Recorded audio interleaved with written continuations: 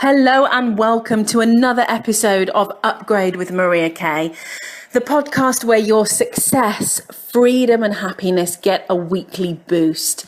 And I see you, I feel you, and I absolutely salute you today for showing up for yourself. You're not doing it for anybody else. You're not doing it for me. And I honor your upgrade journey because I know what goes on inside the confines of your mind, your body and your soul. And it's not always pretty. Today is the final part in a 3-part series with our amazing special guest, Vanille Makwaka, and Vanille is sitting right next to me. We both have found ourselves in the same country, in the same state, in the same little town, and we've been able to do some amazing work together. Vanille is a personal finance author. She's a personal finance speaker and also a coach. Vanille, welcome back. Thank you so much, Maria. This has been so much fun. We've been really working on some amazing stuff, not only in our podcast, but for the future. So do look out. There's going to be some juicy stuff coming up. But today is the final part in our 3-part series. And before we kick off, I really want to invite you over to the Facebook group, UpGrade with Maria Kay. If you're not already part of the community, please do jump over there. You'll be able to get more support from me, which is what this is all about. You know what? I did my personal journey, my spiritual journey, personal development journey all by myself for way too long. And I don't want that for you.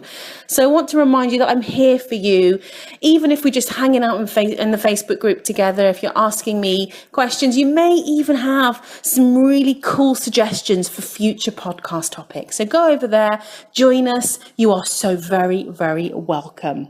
Today's amazing subject is one that I think, in fact, I'm very certain is going to be welcomed by each and every one of you. I'm also going to learn some stuff. Today, we're talking about practical money tools for everyday thriving. Most of us are used to thriving a couple of times a year. Yes. We're used to thriving on that sort of 2-week holiday in the summer, maybe a week at Christmas, and maybe a few days over the Easter break. But we're talking today about thriving every single day. And what is thriving? For each of us, it will be something different. But in essence, thriving is feeling amazing every day. Thriving is having exactly what you need every day, but also shifting over to having what you desire every day, as long as it's always aligned with our divine, our soul, rather than the ego. So thriving is going to mean something different for you, but in essence, it is living the best possible version of your life in each and every single day. So we're going to be really practical today. There's going to be really practical tools and tips. And our wish is that you walk away, you finish the podcast, and you can immediately apply these tools and tips to whatever it is that's going on in your money story, your money life right now. So Van, you want to kick off for us? What's your very first money tip? My very first money tip is the one thing that changed my life, which is really meditating and becoming aware of my relationship with money. So I have this meditation where I was supposed to be at Vipassana the very first time I did this 10-day meditation retreat, and I'm supposed to be focusing on nothing but just what's going on in my body.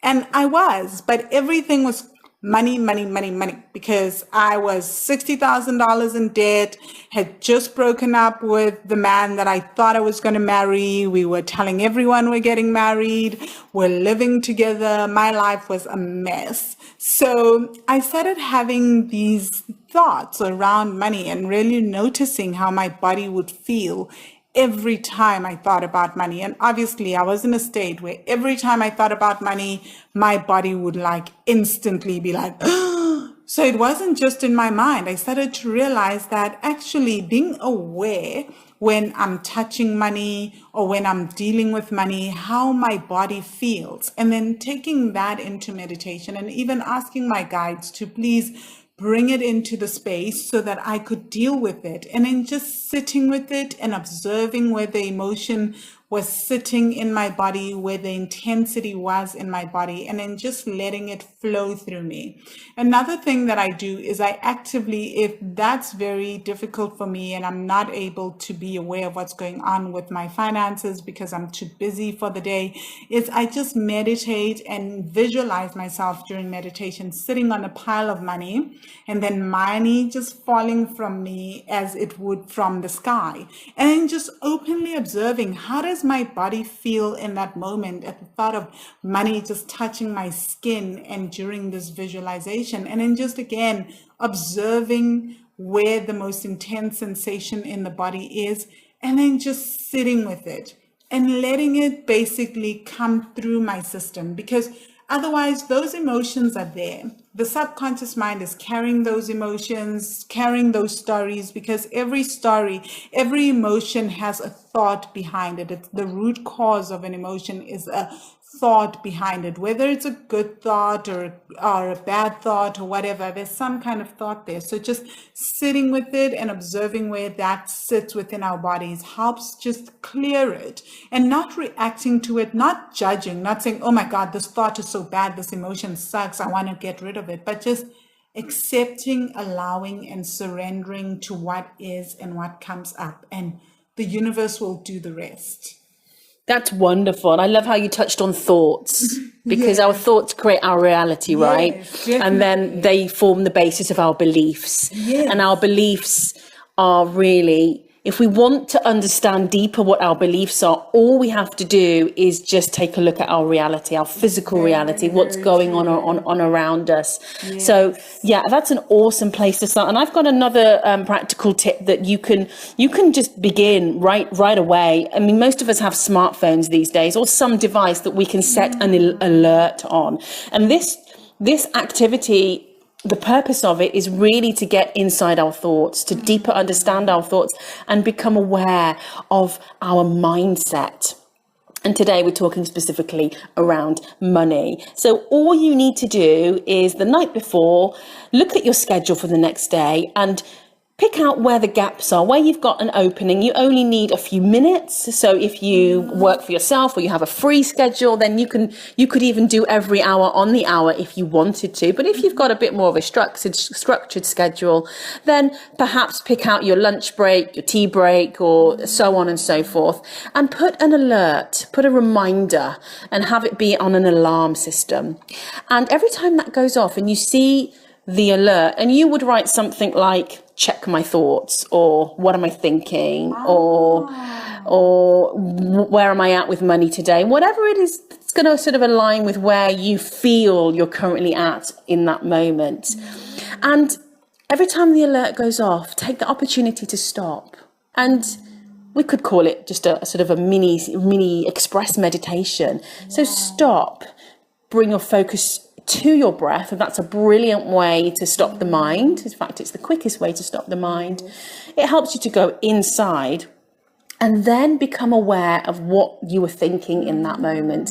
And this is a great opportunity to pull out your journal, or you might want to create a money journal, and just allow yourself to jot down whatever was going on in that moment. You may have been running a story from your past on loop. You may be worrying about money, paying a bill or something. You may be worrying about how you're going to, buy the groceries this week. Now, that becoming aware of what you were thinking about won't necessarily change it in that moment, but it's the absolute most powerful first step. Yes. Okay. So once you go through, I would really recommend that you do this for at least 30 days, where you actively seek to stop and address and assess your thoughts. Yes. And then from that point onwards, you can change them. You really have the power to change them. And once you've done that for 30 or so days, you'll start to go into that mode by default, right? And I've got a little story actually that if you haven't already listened to the previous 2 episodes in this 3-part series, I encourage you to go and do so, because Van and I share a lot about our stories, about our journey from poverty into prosperity. And there's a lot of really open, juicy, authentic stuff there that you can draw from. Now, one of the things that I shared was at the end of my turbulent marriage that was quite steeped in money issues, I was declared bankrupt. But during the marriage, very often I'd go do the weekly grocery shopping, and the card that I was given by the husband often wouldn't go through. It wouldn't go through. So eventually I developed this real panic to being at the checkout. And I developed a habit of having to always check the balance of my account before going and spending anything above a certain amount. And I would be really, really anxious every time that time of the week came around. And then one thing happened years later, after years of doing the work, years of doing the releasing, one thing happened. I was at the checkout one day with a huge cart full of shopping, and I didn't have a mini panic attack. I didn't feel horrible. I didn't feel as though I was going to be embarrassed or wasting money, or as though I was bad at managing my money. I felt at peace. I felt quite content. Yeah. So after years of training myself to become aware, not only was I becoming good at noticing when I was down spiraling, I also got to experience very consciously that moment which I was able to then celebrate. Yes. Van, tell us another tip that you have up your sleeve for our audience today. Another one is very closely related to the awareness. And what I do, or what I have people do often, is write letters to money for 30 days. So most people will probably just go, okay, we'll just notice our thoughts in that moment. And very few people will follow through for a very long period of time. So if you're one of those people that doesn't want to stop every single day, every so often to check your thoughts because you think you're too busy. And I really don't believe in this concept of too busy, but we live in a world that tells us that we are very busy, too busy to do anything else. So what you could do is first thing in the morning, just take 15 minutes, set your alarm for 15 minutes, first thing in the morning and last thing at night, write a letter to money. I had to do this when I was in a space of hectically in debt. The man that I was with, as I mentioned earlier, was actually paying for everything for me. I don't know if you've ever been in a position where the man has to buy the deodorants, buys everything for you. And that was going to be my role because, well, I was going to marry him, right? So when we broke up, my finances were in such a state that I needed to change my finances instantly and allow money to flow in and start really taking care of myself. So what I would do is I would write letters to money. And what that helped me see was how in the letters I could observe the tone of each and every letter, reread it, and start to see how I really felt about money in that moment. And because you're writing freely, almost as you would in a journal, all the thoughts that were just lurking in your subconscious are now on paper, and you can literally observe them and see what you've been thinking about money. Now, when you write the letters, it's not going to be a formal letter. I want you to imagine that you're writing a letter to a lover, and money just so happens to be that lover. So think of money as a person, and you're going to be brutally honest. You're going to say, dear money, I hate you. You did not show up for me when I went to get that beautiful dress at the shop. There was nothing. How can I trust you? All these things. And then you're going to sit with those thoughts. And again, you have the option to meditate on them, or you can simply question those thoughts and reflect on them, call on divine wisdom to help you change those thoughts. So I don't know if any of that made sense to you, Maria. Absolutely. I've written many letters to money, and it's something that I lead my group clients in with inside of our Money Miracles course. So absolutely, yeah, a letter to money. And I think I'm going to experiment and see a 30-day stint of it, because I've never done it on that level before. Yeah. 30 days. Yeah, it does take 21, 30 or 40 days to really shift into the next level. And because we're always looking for our next upgrade, it may not be broken, but we know there's always room for more. And that doesn't end. Even in the position that Van and I find ourselves in. So sometimes and this is something actually, I'll bring in a little example. A client of mine started to have a little bit of a kind of a teenage tantrum about all the work that he was having to do, the spiritual work, the daily practice kind of work. And that can be really, really real, when we have busy lives, and then we've got to sit for a whole hour and do this meditation and this and that we've decided we wanted. In fact, it's come from 2 of my clients recently. Very, very, very surreal. And actually what we had to highlight was that we choose to live a better life. We choose to live a better life. And because today's topic is money, we choose to have the freedom that money is able to give us. So it doesn't matter what stage that you find yourself at, taking ownership of the choices that we've made and the visions that we've connected to, because I talk very much about success. Now, success sometimes is closely associated to money. It's not the only thing that describes success, right? Money and success aren't always connected. But in order to feel successful, for me, and I know for most of my clients, there needs to be an element of freedom. Yes. And an element of happiness. Yes. Right? So in order to start to really become one with money, make peace with money and the money that's required in our life, a great place to start, I believe, is to start to make peace with the life that you desire and take ownership of it. So when I first start working with a client, we start kind of back to front in our work. We start at the end, which can seem a little bit odd, but it's so powerful and so necessary to understand what it is I desire, why I desire it, and how that will transform my life from where it is today to a place that I want to be. So starting at the end point helps us to really understand what we want, who we want to become. And since we're talking about daily thriving, really understanding how I want to spend my days every single day. Do I want to have to put a million layers of clothes on to go to the local shop to buy a pint of milk or what have you? Yes. Right? As simple and as everyday as those kind of practical things, and getting really specific as well.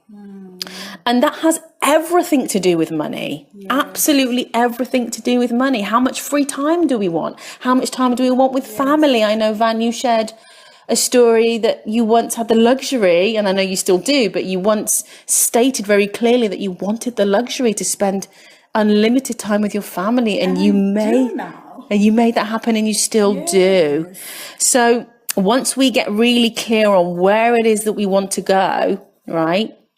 Most of us will start to see that as being a future thing, that it's not here right now. So therefore, I can't act or be as the person I want to be right now. But there are ways to do that. And I'm going to hand over to Van to give you our next practical tip. Yes. I think once you understand where you want to go, then you can start to clarify what are your values with money. And this is really, really important because your values with money are what's going to guide you as to how you spend money. One of the things that I always tell people is it's not often how much you make, but it's what you do with how much you make that makes all the difference in your life. So the first step is really writing down your financial vision and then understanding from that vision, what are the things that really matter to me in my life? And those will then guide you and be your values. And then you can start to compare. Am I spending my money in a way that's aligned with these values? So Maria and I were just talking about how when I'm home, I have a very basic car. It's paid cash. It's a very small little Corsa. I'm not driving your fancy Ferraris and BMWs because my values are traveling and being able to live in other countries. So most of my money goes towards paying for plane tickets, paying for accommodation in other countries, but that allows me to live this life. But if my values were to drive the fancy cars and not travel, then I would spend most of my money on the fancy cars. So making the choice as to how you're going to spend your money is almost as important as having that vision and how you're going to make the money, because that will make a huge difference in whether or not you do live the life that you want. Absolutely. So it's all about the choices that you make, the money choices that you make. And I'm going to bring in something that, in fact, I used to see it as a bad thing. And it came from, I think, hearing other grown-ups speak throughout my childhood and early years about being tight with money, being stingy with money, being, overprotective with your money. And it's something that I never wanted to be. Yeah. Right? I never wanted to be that person. Yeah.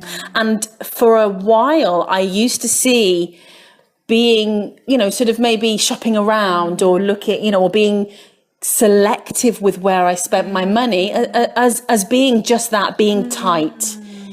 But I really want to highlight that it isn't. It's very connected with our divine choices. Right. So as Van just described, the fancy car or the fancy travel, freedom-based lifestyle. Yeah. Right. Now, again, we could argue that we could have it all. And absolutely, there is always that essence that we can have it all. But as I've pre-mentioned throughout this course, sometimes we have to grow into it. Thank you. Yeah. Amen. We have to grow into it. So your vision for 12 or 24 months time might be, I have the fancy car and the freedom-based travel life, right? In fact, that is one of my visions. Yes. To get an amazing red sports car, BMW, and live in Manhattan. Well, we're watching this space. As I go traveling. Yeah, exactly. So you can have it all, but sometimes we shoot ourselves in the foot by having those kind of teenage tantrums that we want it all now. And then we we destroy any chance of that because of our poor spending choices. Yes. Okay. Now there is never any right or wrong way to do it. What we're looking at here is a divinely aligned set of choices, right? That aligns with our current lifestyle goals, right? And what I always kick off with people doing is, what life do you want? If money was no issue, what would you be doing today? What would you be doing every day? How would you spend your morning? How would you kick off your day? And that really is what I am interested. I'm interested in knowing what makes you happy. And then we can work backwards. So my practical tip is to spend some time with a pen and paper, and it doesn't matter what it looks like. It hasn't got to be fancy or anything specific, but work your way backwards. And the three very distinct categories are, where do I want to be?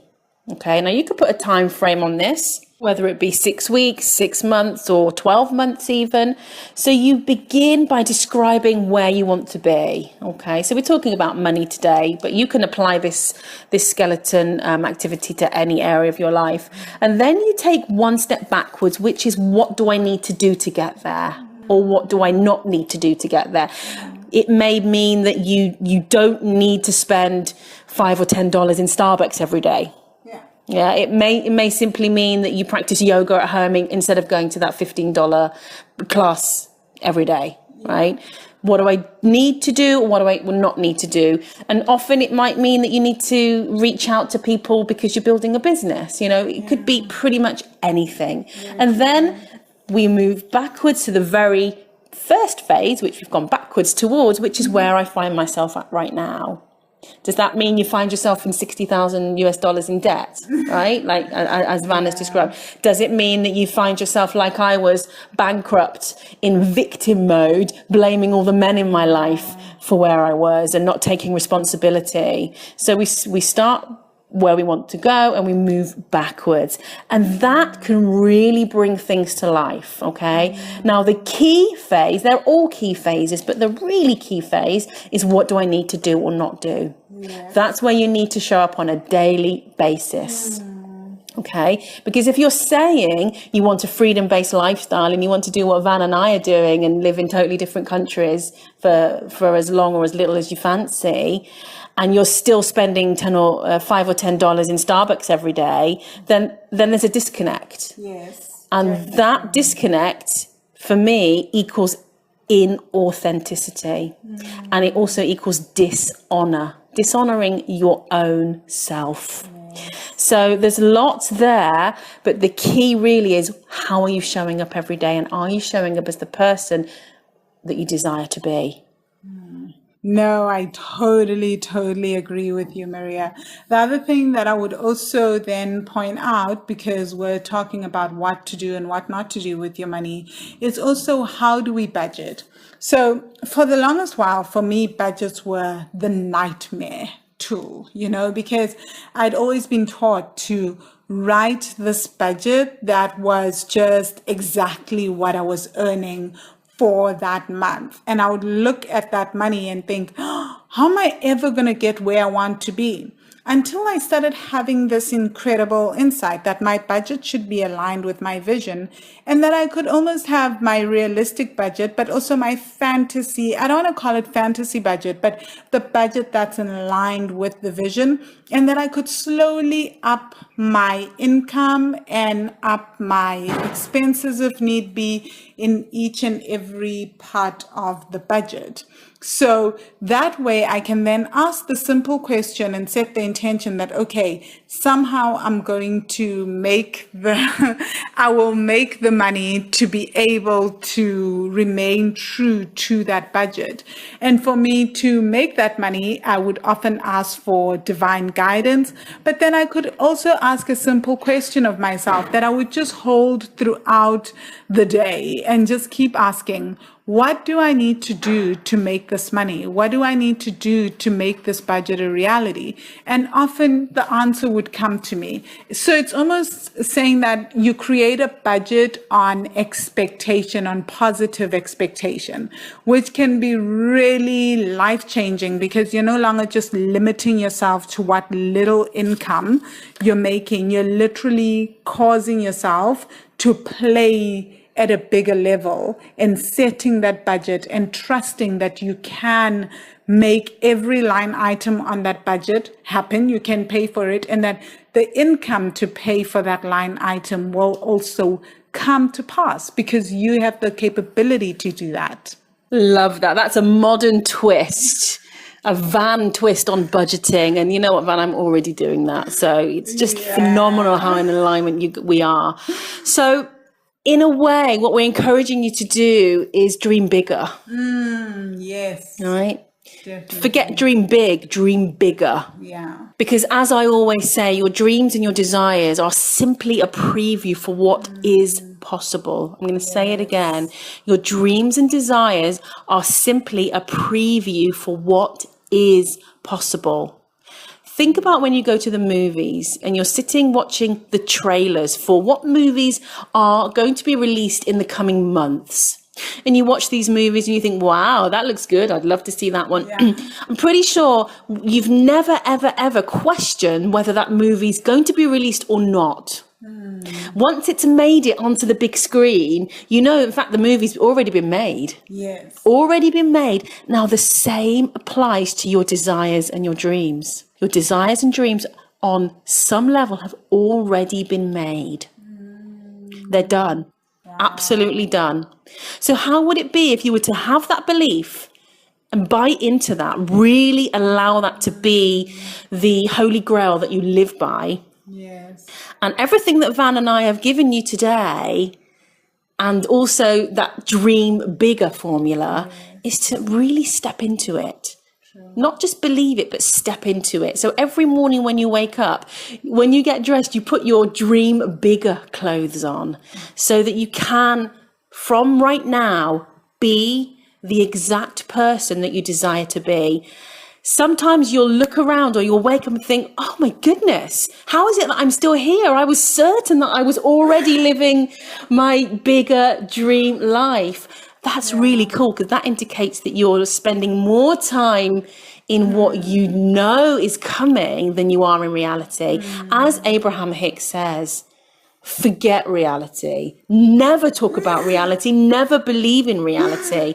We're not asking you to bury your head in the sand, which I did for many years. We're just asking you to approach this a little differently and spend as much time as you can in your future upgraded life, and as little time as you need to in what's going on with you today. Because I'm going to end with this. Your dreams are simply a preview for what is possible. And the money is just the tool that we need in order to make those dreams a reality. So until next time, from Van and I.